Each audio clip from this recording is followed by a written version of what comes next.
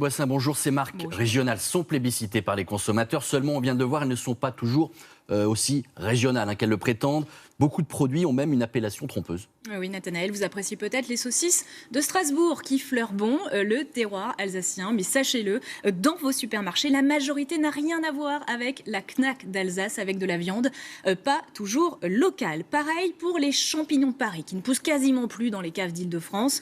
70% de la production vient de Chine, ensuite des États-Unis, de Pologne ou des Pays-Bas. La moutarde de Dijon, elle ne vient pas forcément de Dijon. Voilà, vous l'avez compris, avec des graines de moutarde importées à 80% du Canada. Quant aux herbes de Provence, indispensables pour les grillades de l'été, eh bien 90% proviennent du Maroc, d'Espagne ou encore d'Albanie. Alors Magali, comment se repérer pour être sûr que le produit est bien régional? Alors attention aux mentions fabriquées en ou élaborées dans une région, parce que cela signifie que les ingrédients ont bien été transformés sur place. En revanche, les matières premières peuvent être importées. C'est déjà mieux avec une IGP, une indication géographique protégée. Exemple avec le jambon de Bayonne, avec des porcs qui n'ont pas nécessairement été élevés dans la ville basque même, mais au moins dans les 3 régions environnantes. Alors parmi toutes ces appellations, quelle est la plus sûre? Alors la plus exigeante, en tout cas, c'est l'AOP,